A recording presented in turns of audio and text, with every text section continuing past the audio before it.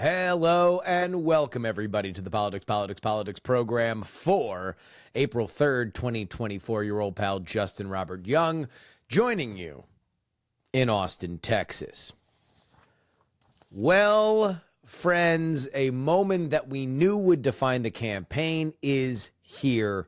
The Florida Supreme Court made a series of decisions on abortion Monday, and they both have very far-reaching consequences.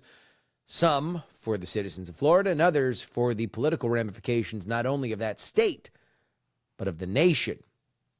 Here's the first one. The final legal challenge before Ron DeSantis' 6-week abortion ban could go into effect is now cleared. The ban, with exceptions for rape, incest, and health of the mother, will take effect within 30 days.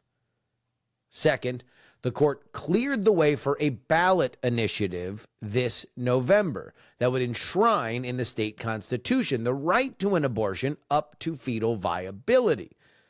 That is a term that is often understood to be anywhere between 17 and 25 weeks. I'm sure we'd have more conversation should that abortion ballot initiative pass in November. Of course, there's an average of a 40-week term to have a baby. This has begun a lot of chatter, not only on the media, but also from many of you that have hit me up on socials. Could the once king of swing states, Florida, regain its crown?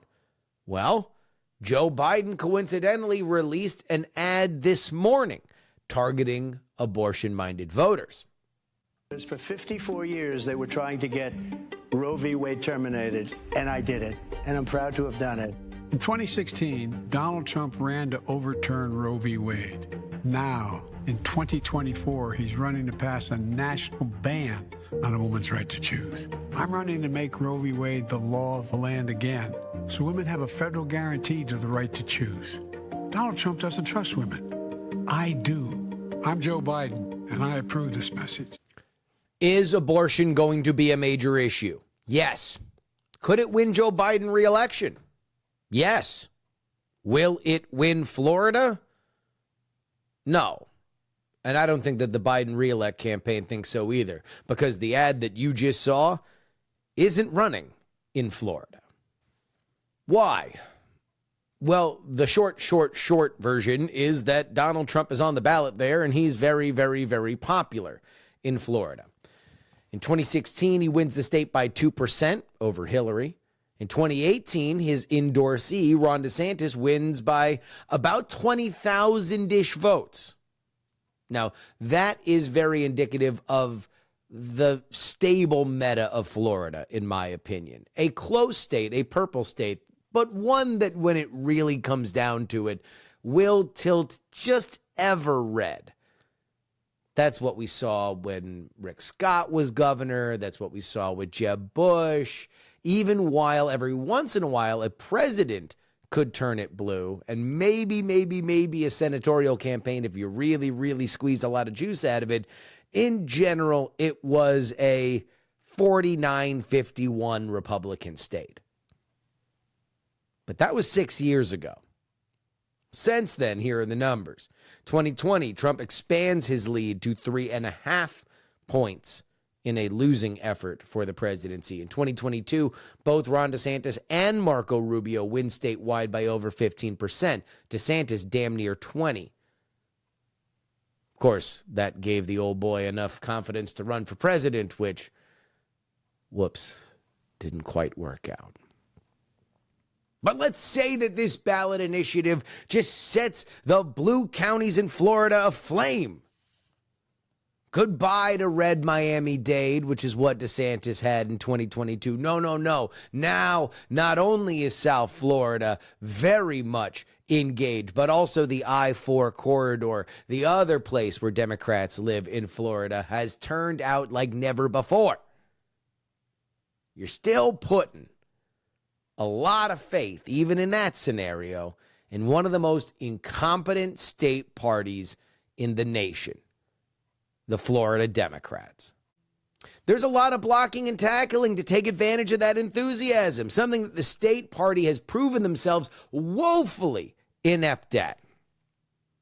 That is, unless the national party flies a bunch of people down and holds their hand while they're doing it. So the real question would be, does Biden 2024 believe Florida is actually flippable? Well, we'd have to see some pretty eye-popping polls to make me believe that they believe that that's possible.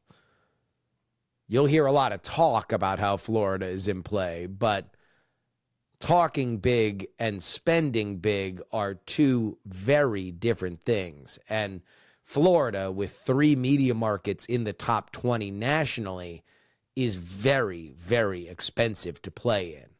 Specifically because you need those media markets because they're the places where Democrats vote. On the GOP side, I would say they do need to take this seriously. A loss in Florida, where your presidential candidate lives, and a popular governor kicked off this situation by passing a law that seemed a lot more designed for Des Moines, Iowa than it did Fort Lauderdale, Florida. You know, remember initially he signed a 15-week ban. That's more like what Youngkin did in Virginia. A 6-week ban is a little,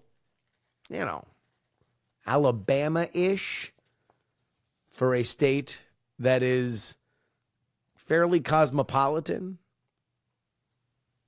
The easiest thing that the Republicans could do, a reunion between Ron DeSantis and Donald Trump. A lot of bad blood still exists from the primary process, but I don't believe that either can really afford any sort of infighting as we go into this contest.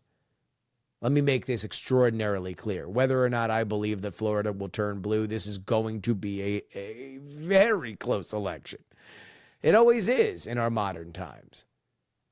But the potential for embarrassment on the Republican side is particularly high. Let's say for the Republicans, the worst happened. And indeed, Florida goes to the Democrats and Joe Biden.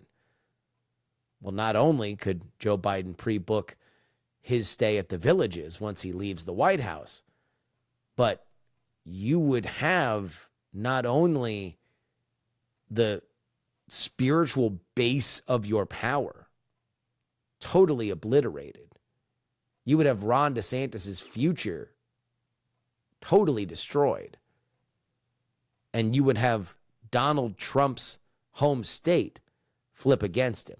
Look, Florida is a red state, and the Democrats are bad. But Trump has only won that state by less than 5 points twice. If Biden went whole hog and the GOP doesn't take it seriously, things could get very 2000-esque. We're talking hundreds of votes that would separate a winner and a loser. Now, I don't think that will happen. I think that Biden understands that all that money is going to be better spent elsewhere. And I do think that the GOP is going to close ranks. But I also think that that ballot initiative might pass. If you look at previous ballot initiative, liberal ballot initiatives, there was a medical marijuana one that happened a few years ago. They do turn people out. It's going to have to pass by 60%, which will be a challenge in Florida. But I don't know if Florida Trump voters are particularly pro-lifey. Obviously, there are some, but there's a lot of boat Republicans that probably don't necessarily think a 6-week ban is something that they would like. It's going to be a very interesting situation. And the biggest wild card is how Trump decides to handle abortion going forward. He has kept his powder dry, but he's not going to be able to do it for much longer, especially considering you have Biden running national ads saying that you are going to ban abortion federally. That's not something that I have seen Donald Trump say, but he's going to have a message on it. He won't be able to avoid it.